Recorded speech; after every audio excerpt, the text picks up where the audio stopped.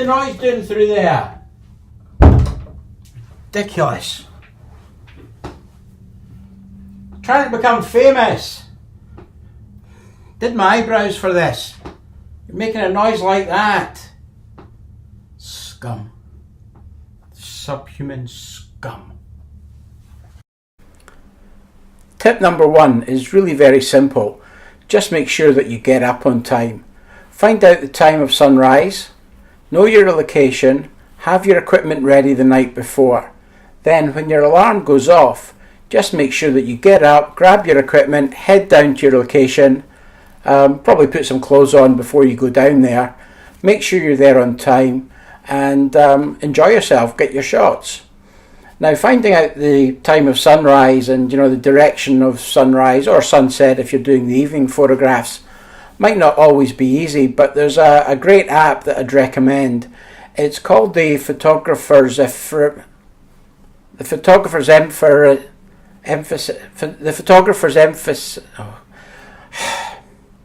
I'll tell you what, I'll put the name of the app up here and I'll show you some screenshots from it so you get an idea of what I'm talking about. But essentially there's a map function in there. You can map the location or pinpoint the location you want to take your images from, and not only will it tell you the time of the sunrise, but it'll also tell you the direction that the sun will come up in. And the same applies to sunset as well. It'll show you direction and the time of that. So it's a fantastic little app, and I'll show you some screenshots now.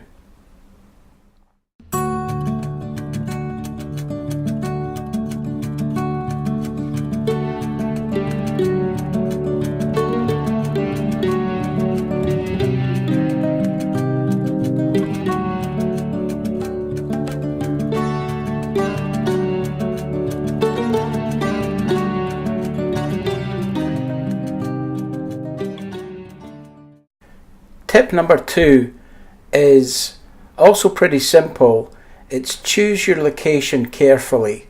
Now, if you get a stunning sunrise, it's going to look good pretty much anywhere, but try and find something about a location that adds just that little bit of extra punch that will make a difference. It can be some architecture, it can be some countryside or some landscape. Just do a little bit of research and try and find something that lifts your image just that little bit extra, makes it something special.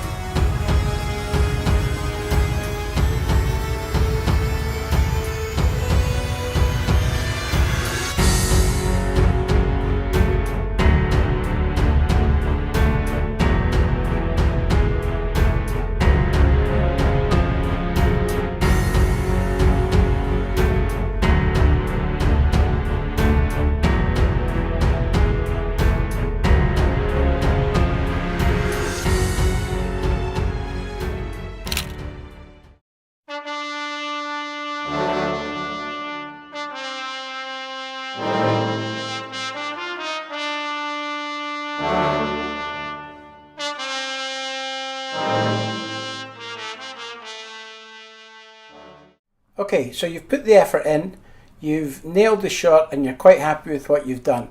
Because you had such an early start, you're probably in need for some breakfast now.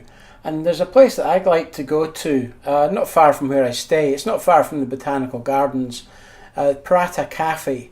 So I'll have to go along there and get a paratha, and it's a little bit of curry sauce to go with it for breakfast. Now they do a whole range of these things, some savoury, some sweet.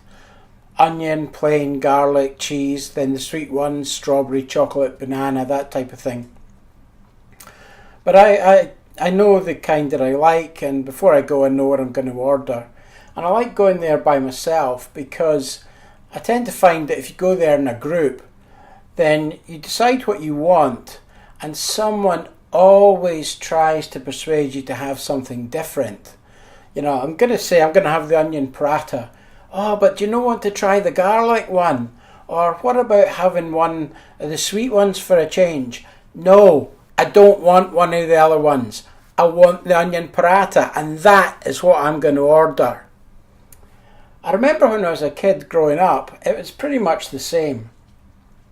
There'd be the four of us, mum, dad, myself and my brother, and we'd go out to eat at a local cafe on a Friday night or a Saturday night, and I'd look at the menu and I'd go, I'm going to have the fish and chips. And my mother would always be the same. Oh, do you not want to try the steak pie? Or what about a Scotch pie? Or they've got a macaroni cheese. You can have a macaroni cheese. Mammy, I don't want a macaroni cheese. I don't want a pie. I want what I said I was going to have. The fish and chips. And then she'd get upset. It'd be like, oh, be like that then. Now, it was always a different story with my brother. He'd go in and choose something and he'd say, oh, Mammy, I'm going to have the steak pie. And my mother would be the same. It'd be like, but do you not want the fish and chips? Or what about the macaroni? Or what about a burger? You like a burger? And he'd be like, Mammy, that's a great idea. I'll have what I was going to have, but I'll also have all those things you told me. I'm feeling a wee bit peckish. Now my brother's a big boy, he's got a big appetite.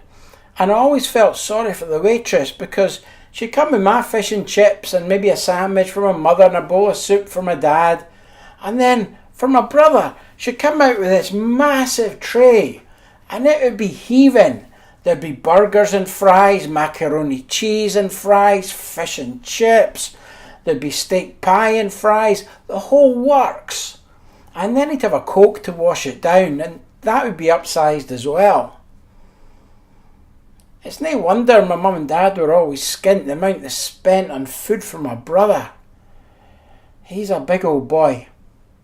Anyway, digressing a little bit, paratha for my breakfast after an early start. Bang on.